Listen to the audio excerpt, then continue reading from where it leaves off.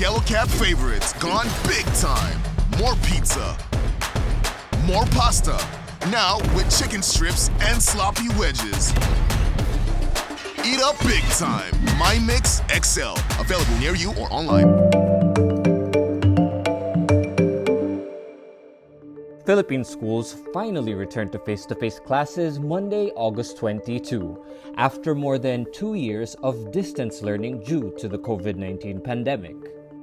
More than 24,000 schools begin implementing 5 days of face-to-face classes, while almost 30,000 schools hold classes through blended learning. More than 1,000 schools are still implementing remote classes for the meantime. Education Department spokesperson Michael Poa says schools holding classes through distance learning are those affected by calamities such as the magnitude 7 earthquake in Abra in July that affected other provinces as well. Vice President and Education Secretary Sara Duterte earlier ordered all schools to return to face-to-face classes on November 2, although exemptions can be given to very specific areas. We can no longer make a COVID-19 pandemic as an excuse to keep our children from their schools. We cannot make the lack of educational infrastructure or the inadequate number of classrooms in certain provinces another excuse to keep our children from schools. Duterte says as of Monday, more than 27.8 million students have enrolled for the school year 2022-2023. This is more than the previous school year's 26.3 million students. The return to in-person classes comes as the country is dealing with a fresh surge in COVID-19 infections and recorded monkeypox cases. The Health Department on Monday confirms the Philippines' fourth monkeypox case with no documented travel history. Poa says there is no discrimination between vaccinated and unvaccinated students, as COVID-19 vaccination is not mandatory in the Philippines. Local government units are now tasked to help the Department of Social Welfare and Development, or DSWD, in distributing education financial assistance, or ayuda, following its chaotic aid rollout nationwide on Saturday, August 20. This is mandated by Interior Secretary Benhur Abalos through a statement on Monday, August 22.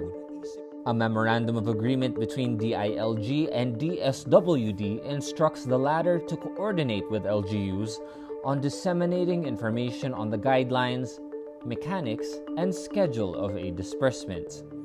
Abalos adds LGUs must provide manpower support and fixed venues, but clarifies DSWD personnel and social workers are still the ones in charge of handing out the cash aid.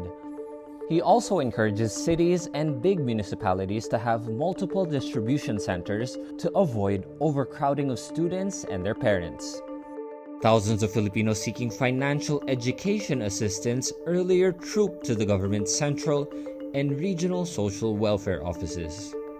I apologize po kung kayo po ay hindi nabigyan ng cash ayuda, pero wala po akong sinabi na lahat kayo bibigyan ko ng cash ayuda today. Under the DSWD's Assistance to Individuals in Crisis Situation program, vulnerable families with children in elementary school will receive financial assistance worth 1,000 pesos.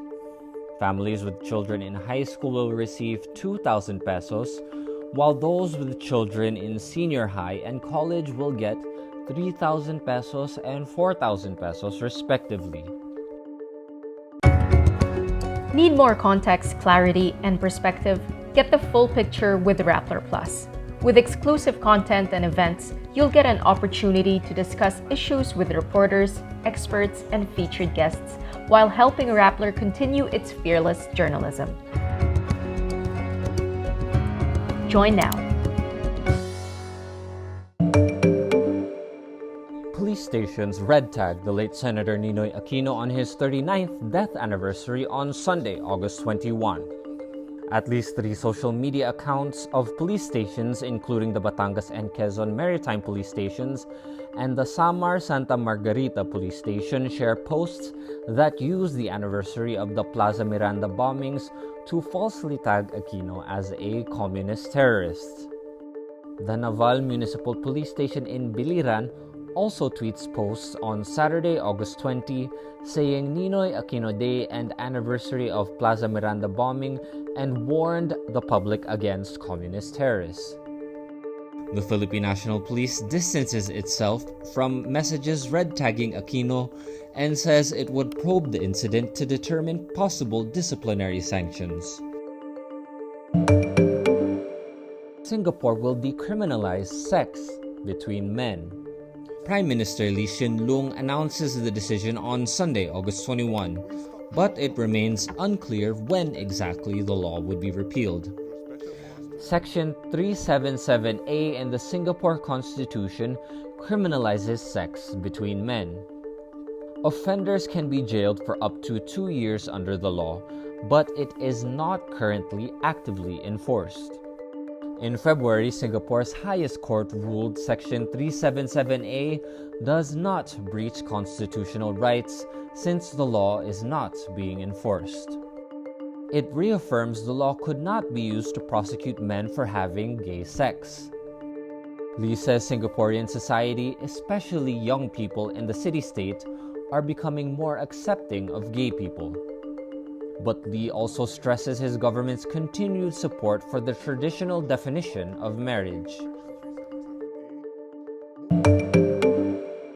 Hollywood stars Jennifer Lopez and Ben Affleck celebrate their love once more with a second wedding on Saturday, August 20. After their intimate Las Vegas wedding in July, Affleck and Lopez hold a grander ceremony in Georgia with their family and friends. The wedding reportedly took place in Affleck's multi-million-dollar estate. Lopez and Affleck first crossed paths in 2001 during the filming of Geely. The pair were eventually engaged but broke up in 2003. Lopez and Affleck reunited in 2021 and got engaged once more in April 2022.